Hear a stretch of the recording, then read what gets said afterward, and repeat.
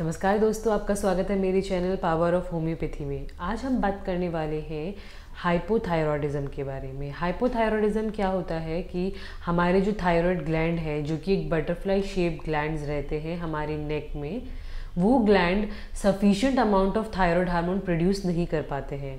इसके पीछे बहुत सारे रीजंस है, जैसे कि आपको गॉइटर है, मतलब कि आयोडीन डेफिशिएंसी है, या फिर आपकी कोई पार्शियल सर्जरी हुई है, या कभी कभी ड्रग इंड्यूस्ड भी होते हैं, या बहुत सारे अदर एनवायरमेंटल फैक्टर्स इसके लिए रिस्पॉन्सिबल होते हैं, या फिर आपको अगर जो ग्लैंड है उसमें इन्फ्लेमेशन या उसका कोई डैमेज हो गया है तो भी हाइपोथायरॉयडिज्म हो सकता है। हाइपोथायरॉयडिज्म का जनरली ट्रीटमेंट क्या होता है कि हम उसमें thyroid hormones as a supplement आपको देते हैं। जैसे कि अगर आपको विटामिन डेफिशिएंसी है तो विटामिन सप्लीमेंट्स आपको दी जाएंगी, कैल्शियम डेफिशिएंसी है तो कैल्शियम सप्लीमेंट। उसी तरीके से अगर हाइपोथायरॉयडिज्म है तो थायरोक्सिन हार्मोन आपको दिया जाता है। लेकिन अब हम बात करने वाले हैं होम्योपैथिक पॉइंट ऑफ व्यू से, क्योंकि हमें बात करनी है होम्योपैथी की पावर के बारे में।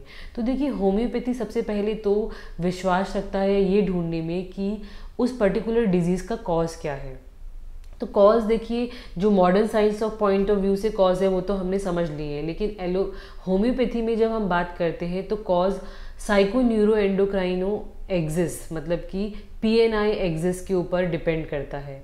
आपकी साइकोलॉजिकली कभी कोई लॉन्ग टर्म डिसअपॉइंटमेंट रहा है क्या? बहुत सारे केसेस जो मैंने स्टडी किए हैं और जो हमारे सीनियर्स ने हमें कॉलेज में बताए, हमारे टीचर्स ने हमें बताए, वहाँ हमने देखा है कि जब कोई हाइपोथायरॉयड का पेशेंट आता है और जब हम उनकी ब्रीफ हिस्ट्री स्टडी करते हैं तो देखने में मिलता है कि उनको जनरली किसी तरह का डिसअपॉइंटमेंट रहता है, स्पेशली विद लव्ड वंस। तो वो ज़रूरी नहीं है कि कोई रिलेशनशिप ब्रेकअप ही हो, लेकिन आपके बहुत ही चहेते लोगों से किसी तरीका का आपको डिसअपॉइंटमेंट मिला है, और वो डिसअपॉइंटमेंट लॉन्ग टर्म है, शॉर्ट टर्म नहीं, पर लॉन्ग टर्म डिसअपॉइंटमेंट है जिसे आप भूल नहीं पाए हैं, that later on convert into disbalance of our hormones. तो आपके हार्मोन्स में पूरा इम्बैलेंस हो जाता है, और जनरली देखा गया कि थायराइड वो ग्लैंड है जो इफेक्ट होता है जब आपकी मेंटल हिस्ट्री के अंदर कहीं ना कहीं डिसअपॉइंटमेंट हो।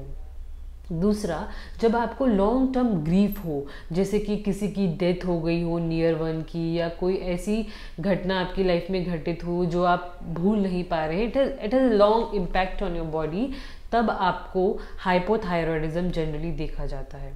अब कॉज जानने के बाद देखिए, आप सोचेंगे कॉज अगर हमें पता भी चल गया तो हम सिचुएशन तो नहीं बदल सकते, लेकिन डेफिनेटली हम हेल्प कर सकते हैं उस इंसान को ये समझाने में कि ये पर्टिकुलर इवेंट की वजह से आपको ये डिजीज़ हुई है, आगे इसे कैसे कंट्रोल करना है और किस तरीके से वो ग्रीफ को रिमूव करना है, क्योंकि वो ग्रीफ अभी भी परसिस्टेंट है, इसीलिए आपका थायराइड उतना इजीली ट्रीट नहीं हो रहा है। होम्योपैथी से हम जो मेडिसिन देते हैं वो थायराइड हार्मोन पे तो डायरेक्ट टारगेटिंग होता ही है, उसके साथ साथ वो हेल्प करता है एक इंडिविजुअल को पूरा उसके कॉन्स्टिट्यूशनल लेवल पे ट्रीट करने के लिए। मतलब कि हम उनको इतना स्ट्रॉन्ग बूस्ट करेंगे कि वो पुराने ग्रीफ से लेके या जो भी एट प्रेजेंट उनकी लाइफ में प्रॉब्लम्स आ रहे हैं उन्हें हैंडल करने के लिए स्ट्रॉन्ग हो जाएं। जिस तरीके से योगा या मेडिटेशन हेल्प करता है, वैसे ही होम्योपैथी हेल्प करता है आपको स्ट्रॉन्ग बनाने के लिए विद इन। यही होम्योपैथी की पावर है, और होम्योपैथी आपको मतलब होलिस्टिक अप्रोच में ट्रीट करेगा। Thank you.